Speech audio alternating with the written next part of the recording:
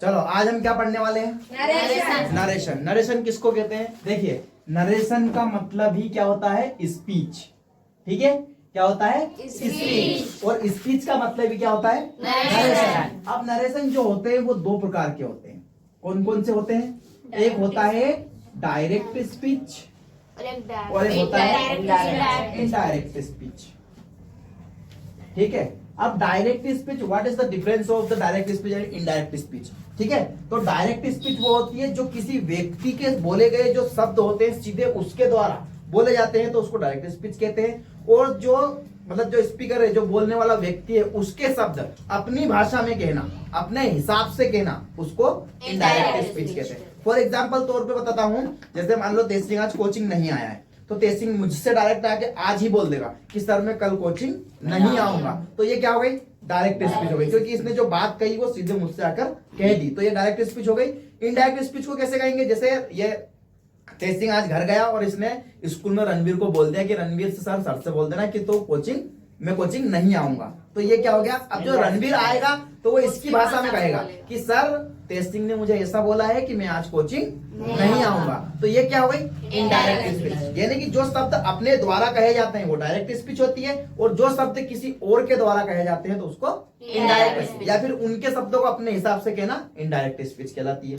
आगे बात समझ। फॉर एग्जाम्पल देखिए, जैसे यहां पर लिखा हुआ है राम सेड, है ना, आई एम बिजी। अब देखिए, सबसे पहली बात जो होती है, यहां पर लिखा हुआ है राम सेड, तो जो ये वाला हिस्सा होता है इसको बोलते हैं रिपोर्टिंग स्पीच। क्या बोला जाता है इसको?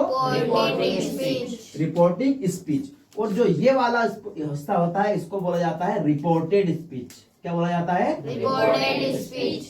Reported speech. अब देखिए, जब रिपोर्टिंग स्पीच और रिपोर्टेड स्पीच को आपस में जोड़ा जाता है तब जाके इनडायरेक्ट स्पीच बनता है। आई बात समझ में?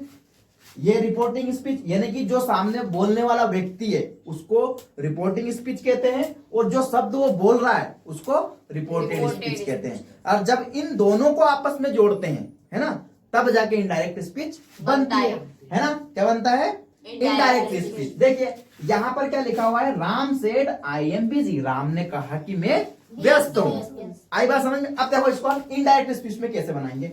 देखो यहां पर लिखा हुआ है राम, और हम इसको ऐसा का ऐसा ही लिख देंगे क्योंकि इसके आगे कोई भी ऑब्जेक्ट नहीं है। अब यहां पर आई, राम खुद को क्या कह रहा है? आई, यानी कि वो खुद बिजी है, तो हम तो उसको आई नहीं बोलेंगे। क्या नहीं बोलेंगे? आई नहीं बोलेंगे। सबसे पहले जब ये इन्वर्टेड कोमा हटेगा तो यहां पर क्या लगेगा? कंजक्शन डेट लग जाएगा। आई बात समझ में? दूसरी बात देखिए, अब हमने क्या करा? जैसे ही इन्वर्टेड कोमा को हटाया तो हमने क्या लगा दिया? डेट लगा दिया। अब यहां पर देखो, यहां से हम चेंज करेंगे। अब जो आई लिखा हुआ है, इस आई को राम अपने आप को क्या बोल रहा है? आई। अब हम उसको बोलेंगे तो आई तो नहीं बोल सकते, है ना, तो क्या बोलेंगे उसको? ही। ठीक है, अब यहां पर जब ये एम लिखा हुआ है तो ये पास्ट में चला जाएगा। क्या में चला जाएगा? पास्ट में। तो क्या लिखेंगे? He was busy. क्या बोलेंगे? He was busy. अब इसका हिंदी मतलब देखो, Ram said that he was busy. Ram ने कहा था कि वह व्यस्त था। आई बात समझ में? कैसे कहा? आया समझ में? अच्छे से बात। अब देखो एक बार और समझ लेना इसको।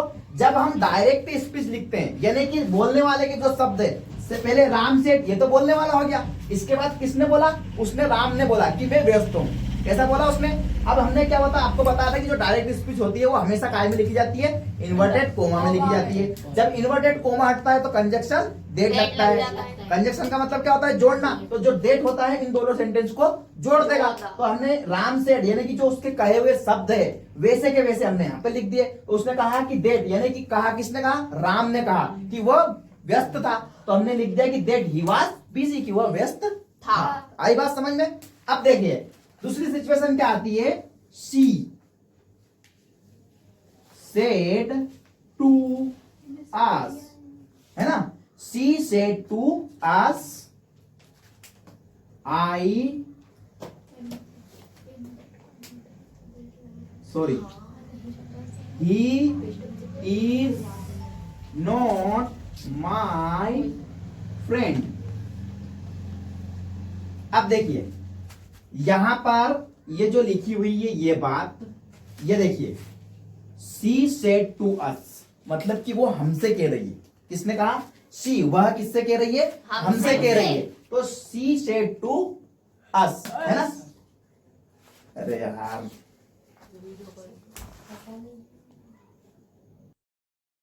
अब देखिए हम इसका एक एग्जांपल देखते हैं। को जैसे उसने कहा शी सेड टू अस, ठीक है। अब ये इन्वर्टेड कोमा लगाया, you are not my friend,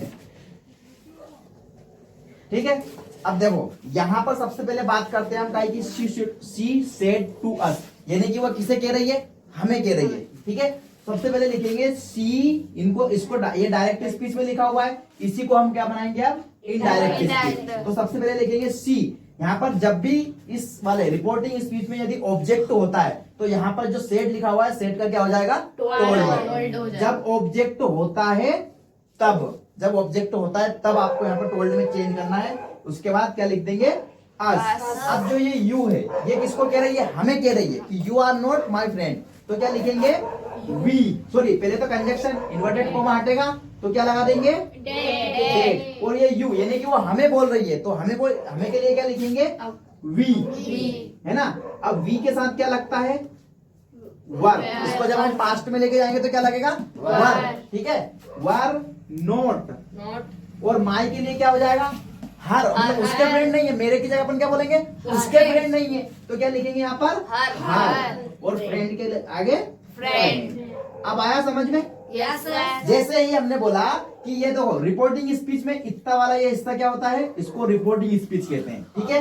और जो ये वाला हिस्सा होता है इसको रिपोर्टेड स्पीच कहते हैं। यानी कि जब हम रिपोर्टिंग स्पीच और रिपोर्टेड स्पीच को आपस में जोड़ते हैं तो वो इनडायरेक्ट स्पीच बन जाती है, ठीक है। जब हम इनडायरेक्ट बनाते हैं तो उसमें क्या जोड़ देते हैं? डेट, कंजक्शन डेट जोड़ देते हैं। तो हमने लिखा सी का जब हम इसको पास्ट में लेके जाएंगे तो क्या बन जाएगा? टोल्ड। और अस का अस लिख देंगे कि वो किससे कह रही है? हमसे। यू का अब हम उसके जो बोल रहे हैं कि वो आप मेरे फ्रेंड नहीं हो, तो हम क्या बोलेंगे उसको? आप तो नहीं बोलेंगे, तो इसलिए हम क्या बोलेंगे? वी। और जब हम इसको पास्ट में लेके जाएंगे तो इज वास है, जब हम रहा था रही थी में जाएंगे तो क्या लग जाएगा? वाज वर। तो यहाँ पर वी के साथ क्या लगता है? वर। और इसके बाद क्या लिखा? नॉट। और उसके बाद माँ, यानी कि अपन हमारे तो नहीं बोलेंगे, उसके तो नहीं है, और उसके हैं, तो इसलिए हम क्या लिख देंगे? हर, यानी कि उसके फ्रेंड, यानी कि हम उसके फ्रेंड नहीं है। अब आया बात समझ में इतना? ओके। अब एक लास्ट वन समझना, इसके बाद लिख लेना इसको, ठीक है। देखो, राम सेड टू रावण, फिर inverted coma, I will kill you today, ठीक है।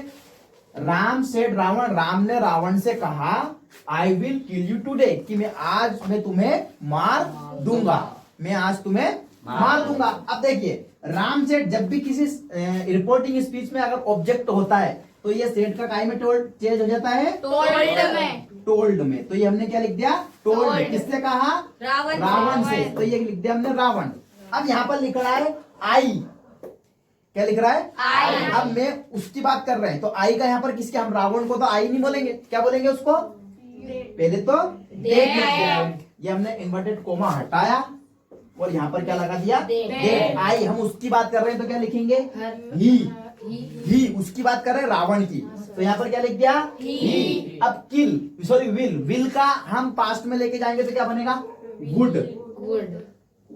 कैन का फूड बन जाएगा, है ना। विल का वुड हो जाएगा, है ना। शुड का, सॉरी कैन का कुड हो जाता है, वुल माइट, माइन का माइट हो जाता है, ठीक है। ऐसे ये चेंज हो जाते हैं काय में? पास्ट में। तो यहाँ पर ही वुड किल, क्या करेंगे? किल। अब ये यू, मतलब हम उसकी बात कर रहे हैं, किसकी? रावण की। तो रावण के लिए हम यू की जगह क्या लिखेंगे? हिम। रावण के लिए हिम लगता है, और अगर लड़की होती तो हर लिखते। तो हिम। और टुडे, टुडे को जब पास्ट में लेके जाते हैं तो टुडे को क्या बोलते हैं? That day. जब हम पास्ट की बात करेंगे तो उसको दैट डे बोलेंगे, क्या बोलेंगे? That day. ये चेंज हो गया। अब मैं आपको बताता हूं इसमें रूल्स। मेन चीज क्या होती है? रूल्स। देखिए रूल्स क्या होता है हमारा। सबसे फर्स्ट रूल होता है, देखिए जब भी डायरेक्ट स्पीच में ऑब्जेक्ट होता है तो सेड से टोल्ड में बदल देते हैं। ठीक है, ये हमारा फर्स्ट रूल हो गया। अब इसके बाद दूसरा, जैसे कि सेड आया है तो इसको टोल्ड में चेंज कर देंगे। अगर यहां पर सेज टू आता है तो हम इसको काय में चेंज कर देंगे, टेल्स में चेंज कर देंगे। अगर यहां पर ओनली से आया है तो इसको हम टेल में चेंज करेंगे। से टू या फिर यहाँ पर सेज टू आता है तो टेल्स में चेंज करेंगे और से टू आता है तो टेल में चेंज करेंगे। आई बात समझ में? अब देखिए इसके बाद हम लिखते हैं दूसरा वाला नियम। दूसरा वाला नियम क्या कहता है हमारा? जब भी सेंटेंस को लिखते हैं, जहां पर भी जब हम इसमें जैसे कि डायरेक्ट से इनडायरेक्ट में बनाते हैं तो इसमें कंजक्शन काय का प्रयोग करते हैं? डेट का। तो ये हमारा दूसरा क्या होता है कि जब हम डायरेक्ट से इनडायरेक्ट में चेंज करते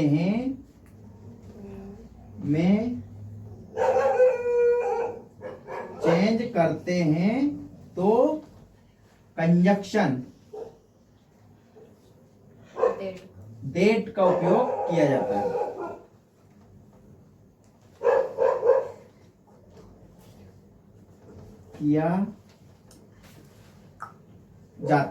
ठीक है। अब थर्ड जो हमारा होता है, हमारा जो हेल्पिंग वर्ब होती है, हेल्पिंग वर्ब भी चेंज होती है। हमारी क्या होती है?